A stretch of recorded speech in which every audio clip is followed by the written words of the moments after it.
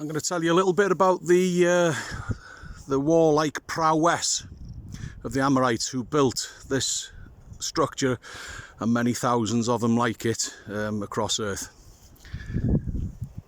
Now, your special forces soldier, sometimes they are definitely trained to take headshots to take down a target. Your average soldier, even going back thousands of years, they don't headshot, they go for body shots to take down their target.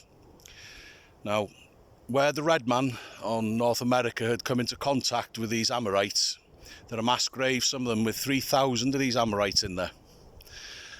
Massively powerful, 8 to 12 foot in height. And what struck me was that when they looked at these skulls in these mass graves, some of them had 5 arrowheads embedded in them, or spearheads, and they'd been hit in the head numerous times. Now, for a man with a bow and arrow or a spear to go for the head, there must have been a real pressing reason to do that instead of going for mid-mass, which is a lot easier to hit.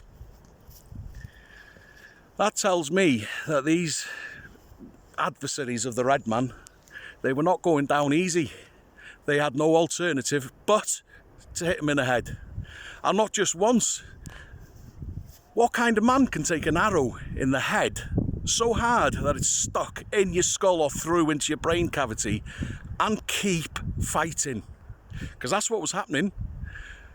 And they take another and another and another, and eventually they drop him. So these Amorites, they were not to be messed with. You can see why the so-called modern man must have been terrified of them. Yes, these giants were incredibly powerful. I can't even begin to imagine how they lifted these stones, especially that capstone. It's quite remarkable. It is definitely my opinion. I could tell you a lot more about these structures, by the way, about the opening on the other side facing east.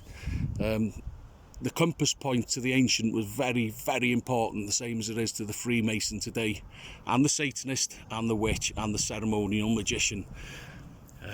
I think they know a lot more about the secrets of these things than they're letting on.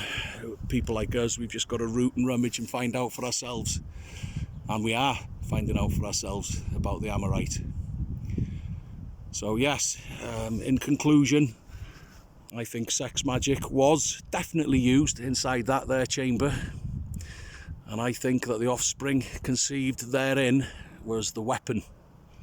They towered above modern man, as we would call him, the Brythoniad, or the Cymry in this land, the ancient Brits of King Brutus from Troy. They towered above him. They were massively superior in strength, but not numbers and not cohesion.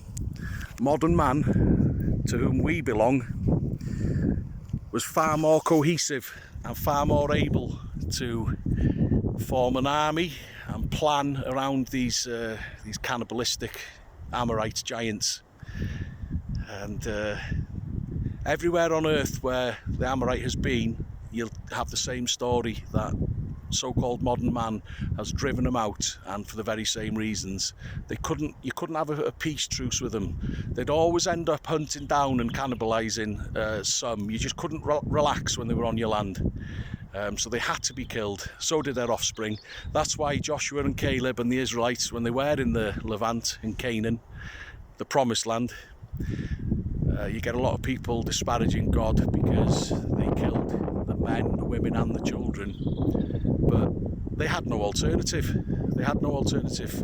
You let these children grow up into what their parents were, and they'd have been just as brutal and just as likely cannibalistic in their nature. They've had something altered in them by being conceived in these stone structures. So there was no alternative but to get rid of them. I'll tell you something, if you think God done the wrong thing, I think you'd have a different opinion if you had some of these people living next door to you, or even within a 5-mile radius of you.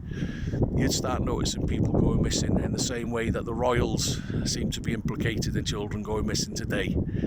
Nothing much changes, except that we've rid these beasts, and the time hasn't yet come for the ruling elite to be removed from Earth yet, but it's on its way. So that's my theory. It's an ancient weapon-based system built with an intelligence that we can't really understand, because they thought differently than we did.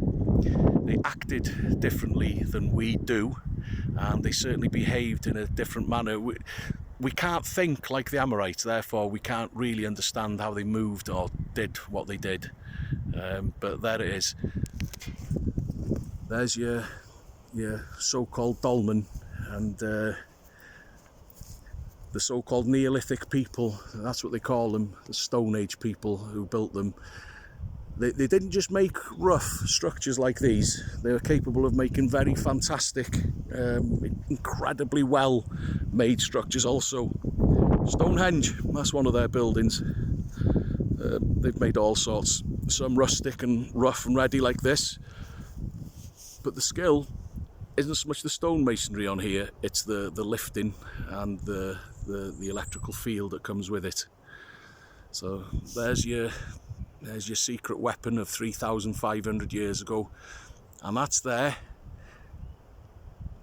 absolutely directly as a result of the Israelites going into Canaan, and then these people fled to the land called Albion, as Britain used to be called, and immediately they set up camp, they set up shop, and they started doing here what they did back in their homeland. And then as the modern man came in, they battled with him. The battles would have gone back and forth, but eventually the modern man drove these beasts out, and there's no remains of them left. There's no trace of them left. I mean, their remains, yes, they definitely found them, but the government had taken care of getting rid of all of the actual skeletons and what have you. There's records, but the government have covered it all up, no doubt about it. I know this from deep research. So there it is, right in the middle of a beautiful place called Anglesey.